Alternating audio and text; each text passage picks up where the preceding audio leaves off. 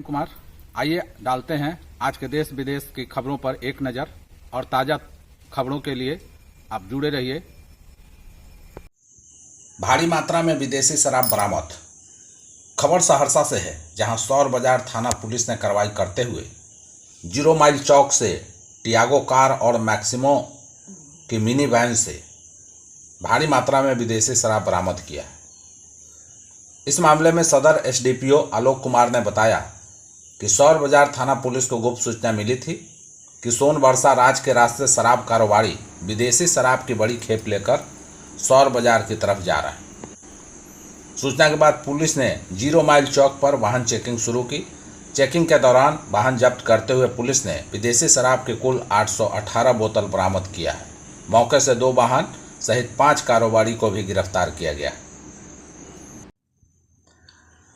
कड़मा धर्मा के पर्व को लेकर आज पटना जिला के इलाके में विशेष चहल पहल देखने को मिली। हालांकि इस विशेष चहल पहल के दौरान हर जगह जाम का ही नज़ारा दिखा। पटना का हर एक इलाका जाम से त्रस्त दिखा। मनेर का इलाका हो, दानापुर का इलाका हो, बिहटा का इलाका हो, हर जगह जाम से लोग परेशान रहे। सुबह से लेकर शाम तक प्रशासन भी अपने कार्य में मुस्तैद थी, लेकिन उसके बाद भी हालात नहीं सुधरे। लोग जाम से इस कदर परेशान थे।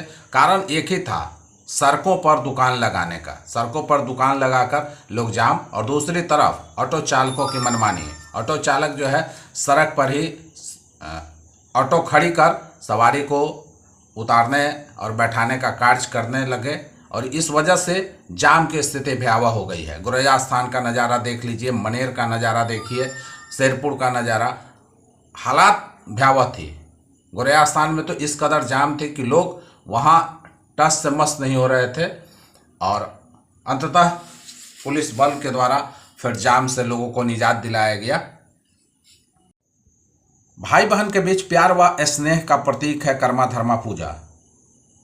कर्मा धर्मा पूजा को लेकर शनिवार को पटना इलाके में विशेष चहल पहल देखने को मिली। इस दिन महिलाएं विशेष रूप से झूड़ की पूजा कर अपने भाइयों की लंबी उम्र की कामना करती हैं। कई तरह के पकवान बनाए जाते हैं, जिसका विशेष महत्व प्रसाद के रूप में होता है। इससे पूजा अर्चना कर महिलाएं झूड़ के साथ अपने साथ बंधन को निभाती हैं, और उसके बाद अपने भाई के लंबी उम्र के कामना के साथ पूरे परिवार के लिए सुख समृद्धि की कामना करती हैं। इस मौके पर पंडित सुभाष मिश्रा ने बताया कि कर्मा धर्मा पूजा का विशेष महत्व भाई बहन के रिश्ते में प्यार और स्नेह को बढ़ाने में है। इस दिन लोग विशेष रूप से पूजा अर्चना कर पारिवारिक संबंधों को मजबूत बनाते हैं। बिहार में मौसम ने बदली करवट, तेज बारिश शुरू। कई जिलों के लिए ऑरेंज व येलो अलर्ट हुआ जारी। बिहार में बारिश ने फिर एक बार मौसम का मिजाज बदल दिया है। देर शाम से मौसम के तेवर नरम हुए और कई जगहों पर बारिश से लोगों को राहत दी। मौसम विभाग का पूर्वानुमान सही साबित हुआ और कई जिलों में झमाझम बारिश हुई। मिथिला व कोसी क्षेत्र में कई जगहों पर जोरदार बारिश हुई। पटना की ओर से अलर्ट जारी किया गया है। बारिश और वज्रपात को लेकर चेतावनी जारी की गई है। मौसम विभाग की ओर से कई जिलों के लिए ऑरेंज अलर्ट जारी किया गया है। सीतामढ़ी, दरभंगा, मधुबनी जिले में दोपहर तक बारिश और वज्रपात के आसार बने हैं। वहीं शिवहर, मुजफ्फरपुर, समस्तीपुर, वैशाली, शेखपुरा, लखीसराय के कुछ हिस्सों में बारिश और ठनके को लेकर येलो अलर्ट जारी किया गया है। हिंदी दिवस पर कार्यक्रम का आयोजन। पश्चिमी सभ्यता के कारण भूल रहे हैं हिंदी। हिंदी दिवस के अवसर पर पटना जिला के गोदीपुर गोपालपुर में हिंदी दिवस कविवर राम बाबू सारथी की 87वीं जयंती के अवसर पर कवि सम्मेलन का विधिवत उद्घाटन दानापुर नगर परिषद के पूर्व अध्यक्ष डॉक्टर कुमारी ने किया। उद्घाटन भाषण में पूर्व अध्यक्ष ने कहा कि हिंदी भाषा हमें अपनी विरासत को समझने व समेटने में मदद करती है।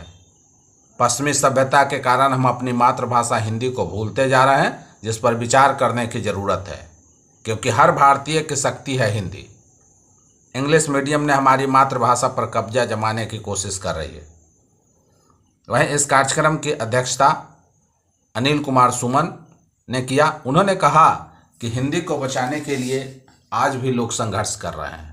वहीं इस कार्यक्रम में आए कई कवियों ने अपने हिंदी दिवस पर एक से एक काव्य पाठ प्रस्तुत कर वहां पर उपस्थित दर्शकों का मन मोह लिया।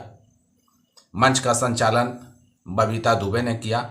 इस मौके पर शिखा झा, भाजपा नेता रवि रंजन शर्मा, अधिवक्ता राजीव रंजन, उमेश कुमार, सुधीर कुमार, विनोद राय सहित अनेक लोग अपने अपने विचार को रखे। वहीं इस मौके पर बच्चों और कवियों को सम्मानित भी किया गया।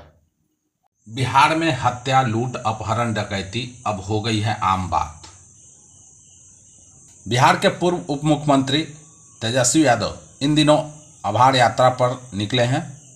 आभार यात्रा के दौरान मधुबनी पहुंचे तेजस्वी यादव ने कहा कि बिहार की सरकार अब पूरी तरह से फेल्यूर हो चुकी है। बिहार में केवल अब एक ही चीज़ दिख रही है, हत्या, लूट, अपहरण, डकैती अब आम हो गई है। पुलिस केवल शराब के पीछे है, उसे दूसरे कोई चीज़ से मतलब नहीं है और ना ही सरकार को। बावजूद आज तक शराब का स्थिति वही जस का तस बना है। लोगों ने इस परिस्थिति के साथ जीना सीख लिया है। बिहार के प्रति व्यक्ति का आय देश में सबसे कम है, लेकिन यहाँ बिजली और अन्य सभी चीज़ों का रेट बढ़ गया है। कई महिलाओं के नाम पर लाखों का लोन लेकर धोखेबाज लेडी फरार। फरियाद लेकर जेडीयू नेता के पास पहुंची पीड़िताएं। यह मामला बिहार के किशनगंज का है, जहां से लगभग 40 से 50 लाख रुपए तक की ठगी का सनसनीखेज मामला सामने आया है, जहां कई ग्रामीण महिलाओं को लाखों का चूना लगाकर एक महिला फरार हो गई।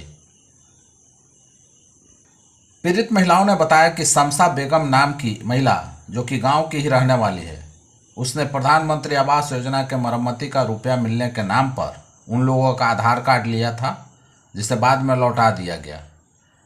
पीड़ित महिलाओं ने कहा कि कुछ दिन बाद बैंक के रिकवरी एजेंट का फ़ोन आने लगा कि आपके लोन का रुपया बकाया है। महिलाओं ने जब पता किया तो उनके ऊपर लाखों रुपए का कर्ज चढ़ गया था, जो कि उन्होंने लिया ही नहीं। और ये सभी महिलाएं किशनगंज के बेलवा गांव की रहने वाली हैं और बैंक एजेंट के द्वारा अब इन गांव के महिलाओं को कई तरह से प्रताड़ित किया जा रहा है। इन बातों को लेकर महिलाओं ने कहा कि आखिर जब हम लोगों ने किसी तरह का पैसा नहीं लिया तो कर्ज कैसे चुकाएंगे। कहीं ना कहीं इसमें बैंक एजेंट की मिली भगत है और उन्हीं के द्वारा ये कार्य को अंजाम दिया गया है। इस मामले में महिलाओं ने जदयू नेता सह पूर्व विधायक मुजाहिद आलम से मिलकर घटनाओं के बारे में जानकारी दी। इस पर पूर्व विधायक ने कहा कि तत्काल इस मामले में बड़े अधिकारियों से मिलकर आगे की कार्रवाई की जाएगी।